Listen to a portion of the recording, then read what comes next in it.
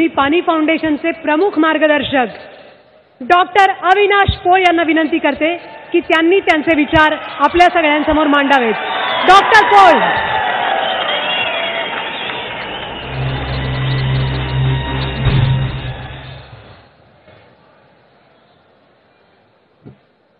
सगळे शांत झाले. ओके. पाणी फाउंडेशनच्या बक्षीस वितरण समारंभास उपस्थित असलेले राज्याचे मुख्यमंत्री आदरणीय देवेंद्रजी फडणवीस, त्याचबरोबर त्या कार्यक्रमाला मोठ्या संख्येने उपस्थित असलेले चित्रपट, सामाजिक, शैक्षणिक, त्याचबरोबर पत्रकार बंधू आणि विविध गावातून आलेले श्रमकरी, सर्वांना माझा नमस्कार. कारण ही संध्याकाळ एक वेगळी, माझ्या आयुष्यातलं एक पान लिहिणारी संध्याकाळ आहे असं मी समजतो. जो मला वाटतंय की एक दिवसाचं नियोजन करतो तो कुठं तर बिया पेरतो. जो मनुष्य एक 10 वर्षाचं नियोजन करतो तो झाडं लावतो. आणि जो माणूस आयुष्यभराचं नियोजन करतो तो माणसं जोडतो. पाणी फाउंडेशन आयुष्यभराचं नियोजन करणारी, वाटचाल करणारी संस्था आहे. आणि ती माणसं आम्ही पाणी फाउंडेशनमधली माणसं जोडणारी माणसं आहे. माणसांना आम्ही काय केलं? आम्ही एकही रुपया दिला नाही. एकही रुपया न देता एवढ्या मोठ्या संख्येनं लोक काम करू शकतात, हा एक चमत्कारच असू शकतो. आणि हा चमत्कार दुसरा कोणी केला नाही, तो आपल्या समोर बसलेल्या सर्व श्रमकऱ्यांनी केलेला आहे. त्यामुळे श्रमकरांना माझा सर्वप्रथम सॅल्यूट. सर, मी बघितलं ह्या स्पर्धेच्या निमित्तानं थक्क करणारी कामं गावं करत होती. चारमोळीसारखं गरीब गाव, ज्या गावामध्ये मशीनला पैसे नाहीत म्हणल्यावर माणसांनी 2 हाताला मशीन केलं, 2 हातांनी काम केलं. मशीन हे आमचे 2 हात म्हणले. कारंजासारखा तालुका असू दे, जिथं तापमान जास्त असायचं तर रात्री लोक शेतातच झोपायची की सकाळी लवकर उठून काम करावं. अनेक जणांनी बांधावर आपली लग्न लावली. अनेक गावांनी लग्नाच्या तारखा बदलल्या. अनेक गावामध्ये असे सरकारी अधिकारी पुढे आले. सातारा जिल्ह्यातलं भोसरे गाव आहे, त्या गावामध्ये ऐतिहासिक परंपरा असलेलं हे गाव छत्रपती शिवरायांचे सरसेनापती प्रतापराव गुजरांचं हे गाव. ज्या गावामध्ये विश्वास गुजर नावाचा एक तहसीलदार गावामध्ये येतो आणि गावामधल्या माणसांना विश्वास देतो की ह्या दुष्काळाला आपण हरवू शकतो, आणि गावाचं सेनापतीपद 45 दिवस सांभाळतो आणि थक्क करणारं काम करून दाखवतो. बिदालसारखं गाव, ज्या गावांनी 2,500 लोकसंख्येसारखं 45 दिवस श्रमदान काय असू शकतं, हा इतिहास ह्या गावानं सगळ्या महाराष्ट्राला दाखवून दिला. शिस्तबद्ध नियोजन कशाला म्हणतात हे ह्या गावाने दाखवून दिलं. आटपाडी तालुक्यातलं शेरेवाडीसारखं गाव, हातामध्ये पैसे नाहीत, काम होत नाही म्हणून मागं न हटता आटपाडीसारख्या गावामधनं फेरी काढून 1-1, 2-2 रुपये गोळा करून डिझेलला पैसे देणारं गाव. अशा कितीतर गोष्टी आहेत की ज्या सांगता येतील. आपण इतिहासामध्ये बघितलंय, खबरदार टाच मारून पुढे याल तर चिंध्या उडवीन राई राई एवढ्या, असं खुद्द छत्रपतींना आव्हान देणारा छोटा सावळ्या आमच्या ह्या मातीमध्ये होता.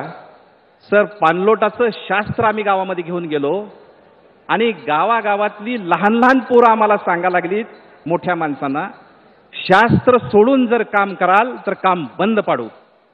इंदापूर तालुक्यातल्या कडवणवाडीसारख्या गावातल्या तर छोट्या मुलांनी ग्रामपंचायतीमध्ये बोंब जाऊन ठोकली की स्पर्धेमध्ये भाग घ्या, नाहीतर डोक्यावर आम्ही खांडा घेणार नाही.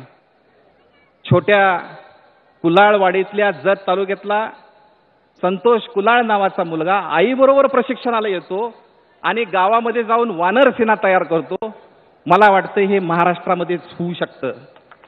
आपल्यामध्ये छोटा सावळ्या आहे, ह्या पोरांनी दाखवून दिलं. आपण म्हणतो की समाजामध्ये भगतसिंग, राजगुरू, राणी लक्ष्मीबाई नाहीत, हे साप खोटा आहे. आपण त्यांना सामाजिक परिस्थिती तशी निर्माण करून देत नाही, त्यामुळं ते आपल्यामध्ये निर्माण होण्यासाठी असून क्षमता असताना सुद्धा सिद्धत्व करू शकत नाहीत. हे असे अनेक कलाकार, अनेक हिरोज ह्या स्पर्धेमधनं मिळाले. माणसाला आम्ही मातीपर्यंत नेलं. माती परीक्षण ह्या स्पर्धेचा गाभा होता. आज दासबोधामध्ये रामदासांनी म्हटलंय, पृथ्वी येती पाषाण जाती, पाषाण येती मृतिका जाती, मृतिका जाती वनस्पती येती, वनस्पती जाती सूक्ष्मजीव येती, सूक्ष्मजीव जाती मृतिका येती. झाडाचं पान पडतं, त्याच्यावर सूक्ष्मजीव ते सोडून जातात आणि पुन्हा माती होती. हे जसं जीवनाचं सूत्र आहे, मला वाटतं की पाणलोटाचं सूत्र सुद्धा आपल्या मातीपाशी येऊन थांबलेलं आहे, पण दुर्दैवानं आपण त्याला विसरलेलो आहे.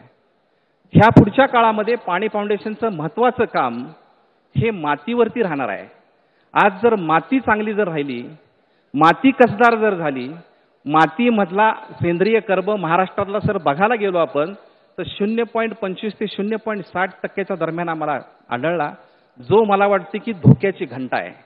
आज मातीवरती काम करण्यासाठी गावागावामध्ये कार्यकर्त्यांची फळी निर्माण करण्यासाठी पाणी फाउंडेशनचे सर्व कार्यकर्ते ह्या पुढच्या काळामध्ये अहोरात्र प्रयत्न करतील, हे मी तुम्हाला आश्वासन देतो. कारण मातीच ह्या सगळ्याच्या प्रश्नांचं उत्तर सोडवणार आहे.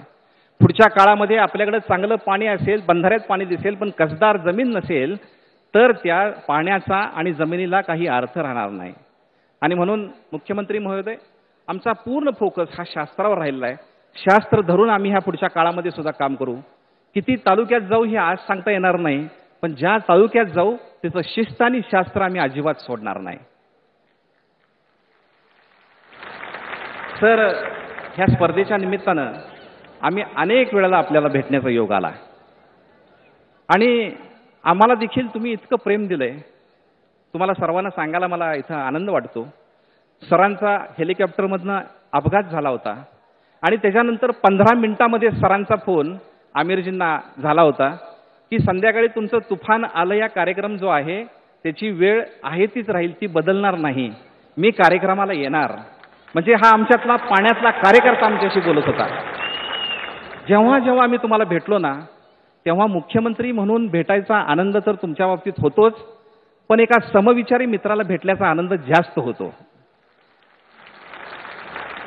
आज आपण ज्या सभागृहामध्ये बसलेलो आहोत त्यामध्ये अनुपमजी मिश्रा आहेत, मधुकरजी धस आहेत किंवा विलासरावजी साळुंखे आहेत. ह्यांचं आपण सभागृहाला सगळ्या नाव दिलेले आहेत.